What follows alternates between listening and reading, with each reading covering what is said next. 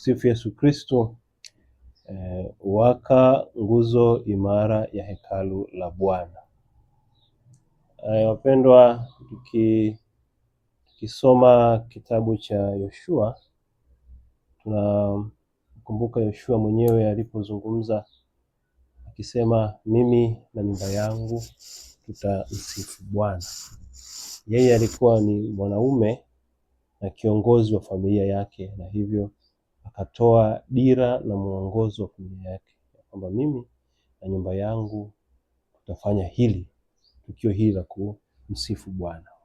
Wengine wote huko wachague njia zao, lakini yeye na nyumba yake watamwabudu Bwana. Hii ndiyo kazi ambayo Mungu kawapa wanaume, kuwa viongozi katika familia, viongozi katika jamii, viongozi katika kanisa, waongoza dira, waonyesha dira. Sisi katika parokia yetu mara kwa mara tuna siku ya wanaume. Kila mwaka tunaadhimisha siku ya wanaume, inaitwa Waka Day. Na kwa mwaka huu tunaadhimisha tarehe 26 ya mwezi huu wa 4, Dominika ya 4 ya Pasaka, siku ya kina baba ndani ya parokia yetu.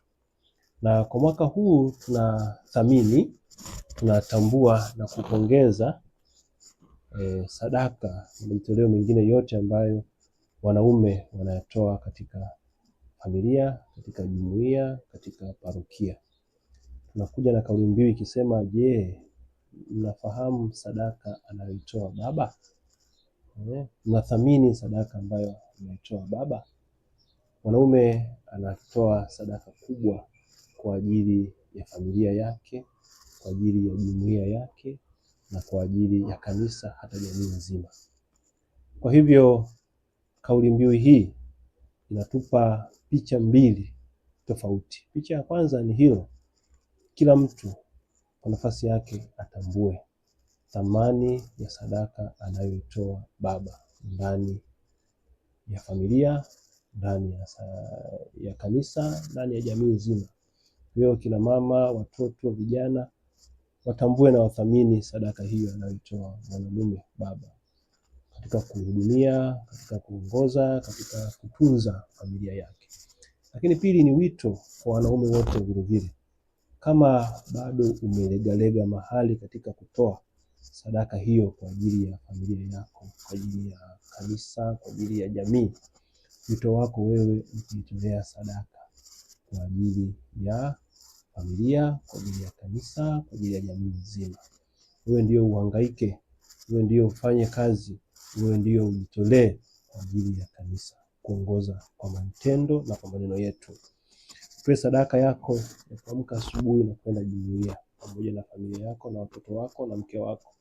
Utoe sadaka yako ya kuja kanisani kusali. Utoe sadaka yako ya kulea watoto na kuongoza familia nzima katika kuhudumia. Huu ni wito wetu sisi wanaume na kina baba, kama Yoshua alivyosema kwamba mimi na nyumba yangu tutafanya hiki.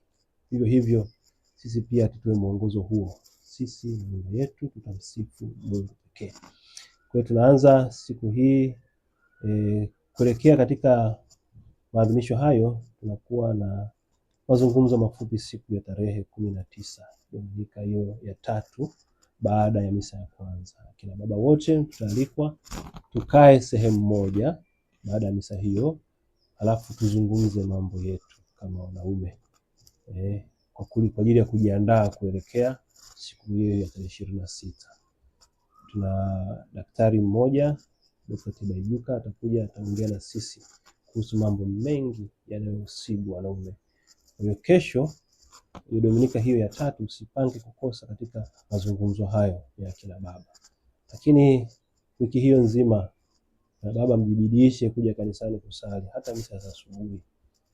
Alhamisi katika jumuiya ambayo tutakuwa na maabudio hapa kanisani, jumuiya ya Zama kina baba mje mtuongozee sala. Jumamosi ile siku ya tarehe 25 kuanzia saa 9 jioni tuwe na maabudio, tuwe na maungamo, alafu kwaya yetu ile pendwa ya wanaume itafanya mazoezi kwa mara ya mwisho kuelekea siku hiyo ya Dominika 26. Alafu siku hiyo Dominika misa ya pili itaanza saa 4 kamili tutasali kwa nia ya kuombea wanaume wote katika misa hiyo.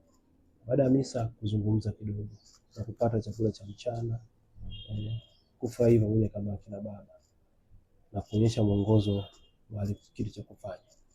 Kwa hiyo ninawaalikeni nyote, asipange kukosa hata mmoja, wanaume wote parokia yetu katika kila jumuiya, kanda na majirani zetu, karibuni sana katika siku hii ya kina baba, siku ya mwanaume katika parokia yetu. Tumsifu Yesu Kristo. Ninatumaini ya kwamba tutakutana katika maadhimisho hayo kwa juma lote hili. Mungu awabariki sana.